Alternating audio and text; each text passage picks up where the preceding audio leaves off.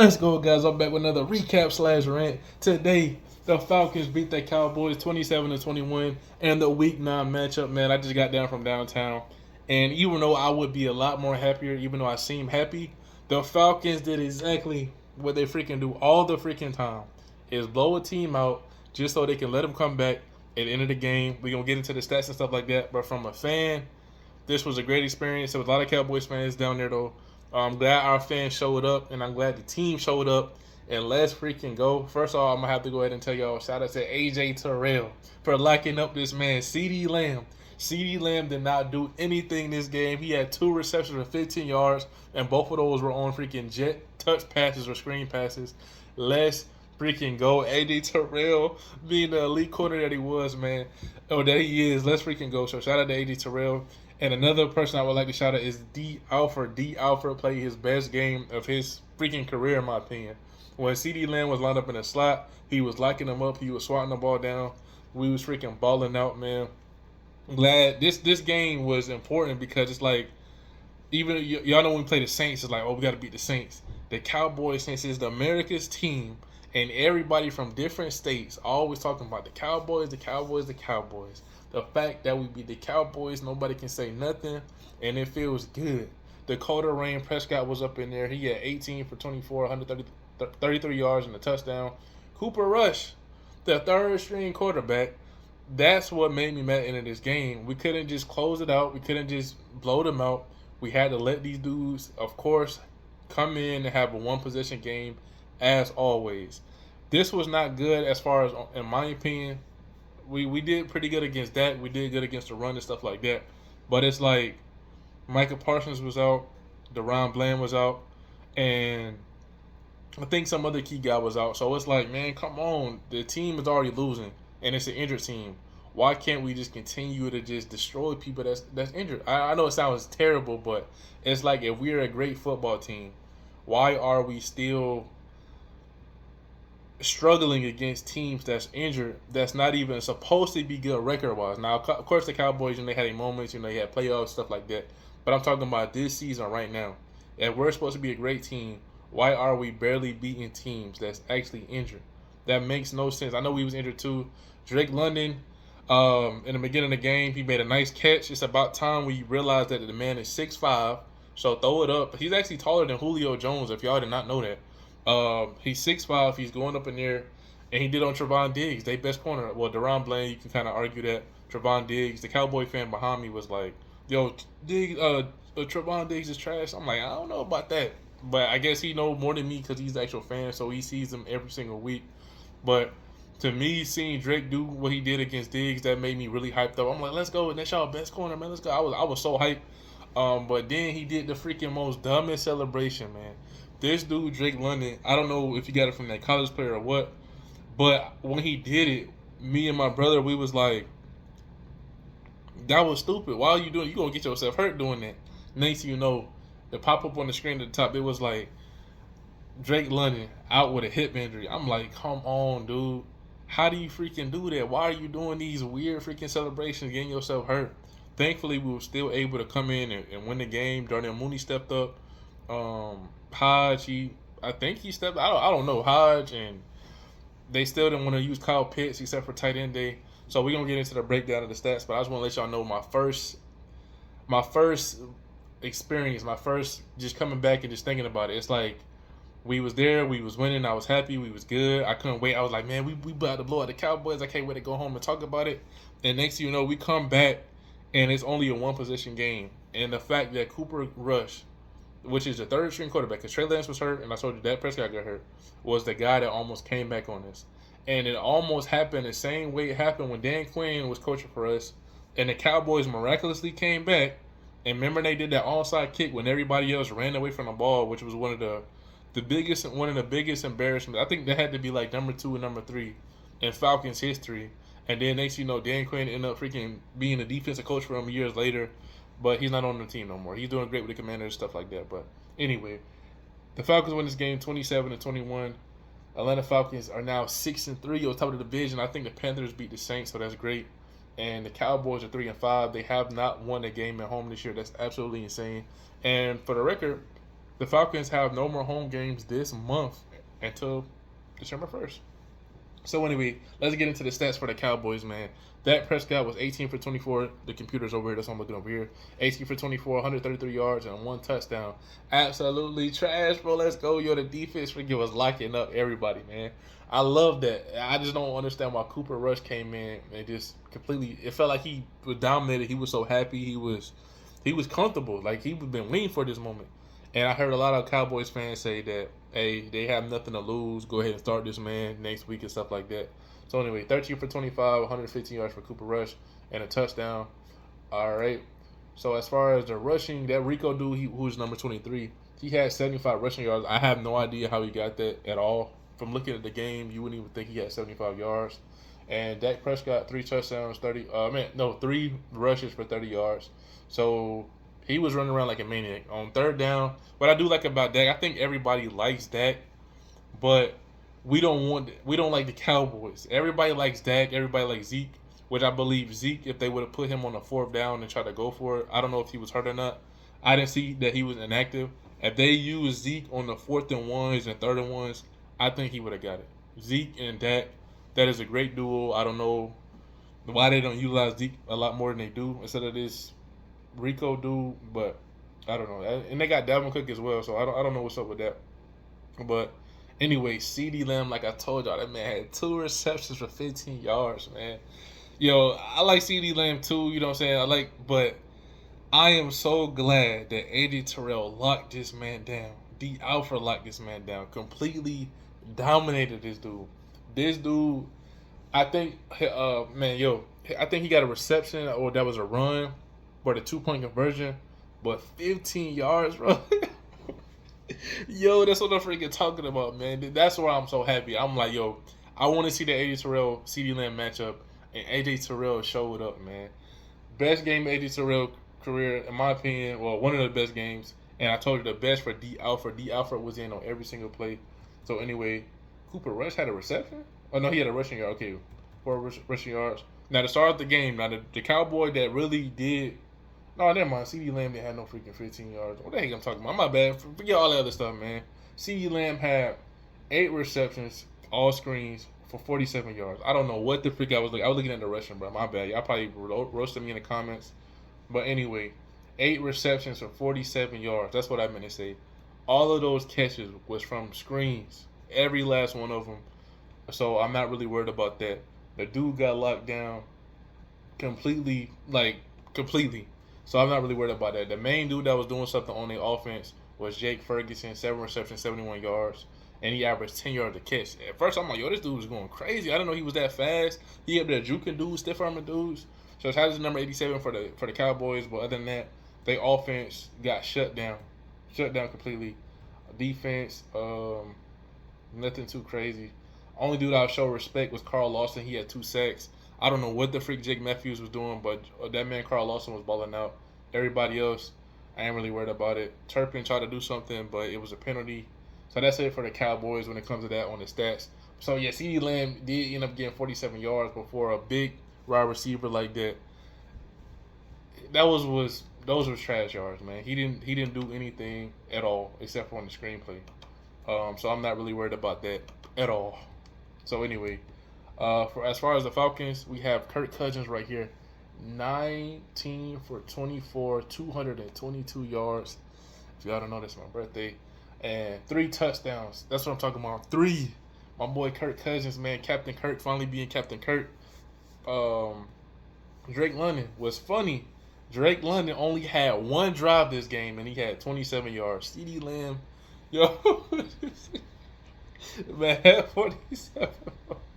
2 receptions, 227, and a touchdown for Drake London. I think coming into this game, Drake had more touchdowns. I think CD had more yards, and now he still has more touchdowns. So good stuff. Darnell Mooney, 5 receptions, 88 yards. The dude freaking balled out, man. Shout out to Darnell Mooney. But I will say, even though I'm saying all this good stuff about the game, I completely hated the offense of scheme from the Falcons. Just like I told y'all last week, it seems like they're trying to get Bijan Robinson stock up.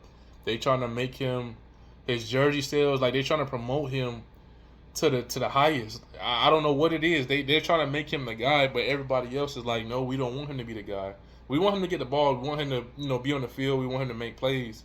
But Tyler Algier is the guy. He's the guy. He's the running back. But they're really trying to make this man Bijan the guy. I told you they keep trying to do the CMC stuff, trying to make him do everything. Oh, let's run the ball, let's receive the ball. He had 19 carries for 86 yards. A lot of those he freaking got negative yards, and then he was juking, he was falling. I gave him the nickname. I'm gonna tell my sister this. His name is Bijan Out of Bounds Robinson, because all he does is get the ball and run straight out of bounds. If they're gonna do them freaking sweeps and tosses to the outside, this man is not coming around and turning upfield. He's running beeline straight. Like, I'm talking about just straight to the sideline, bro. What are you doing? In the old days, like freaking Flight Reacts always talking about, cut back up like the old days. What the heck are you running out of the bounds for? Like, cut back up in the field and take off.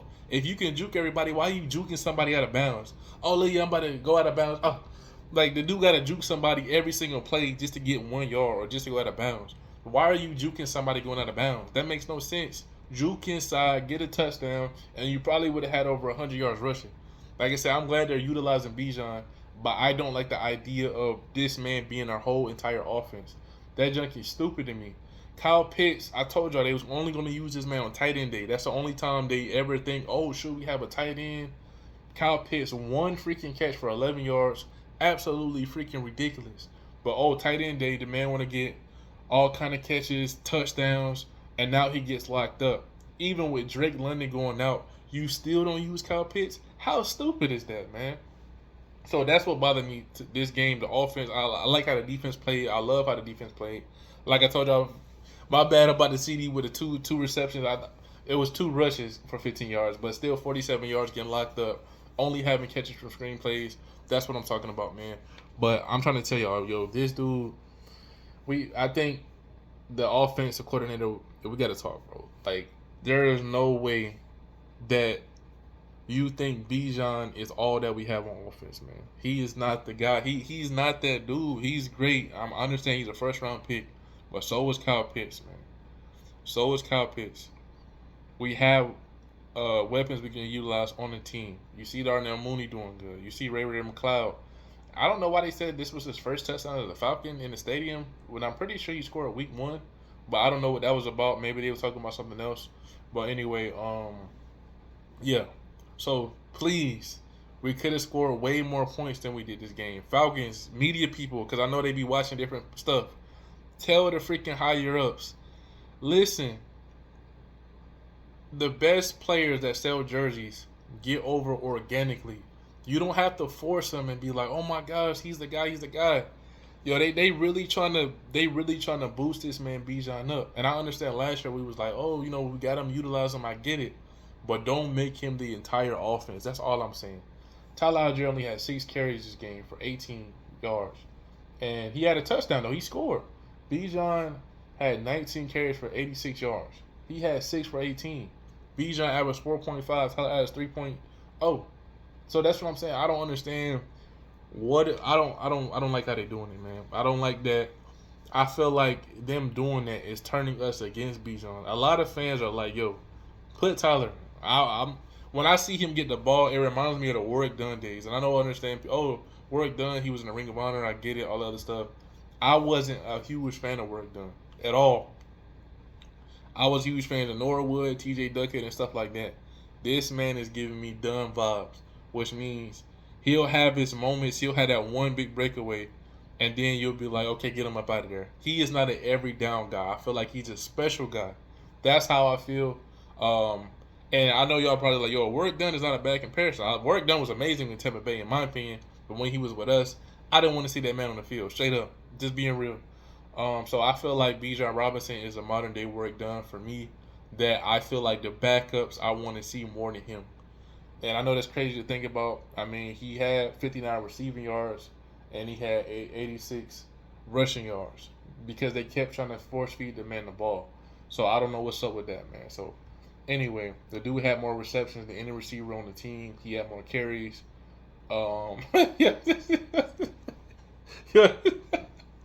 Yo, I'm just looking at this whole. Let me see. So that's 26. So this man touched the ball. He received the ball more than Kirk Cousins had attempts. Just think about that for a minute. He had 19 carries, 7 receptions. So that's 26. And Kirk Cousins had 24 attempts. Just think about that for a second, bro. Get the freak out of here, bro. Yo, our offense is so one dimensional. It's crazy.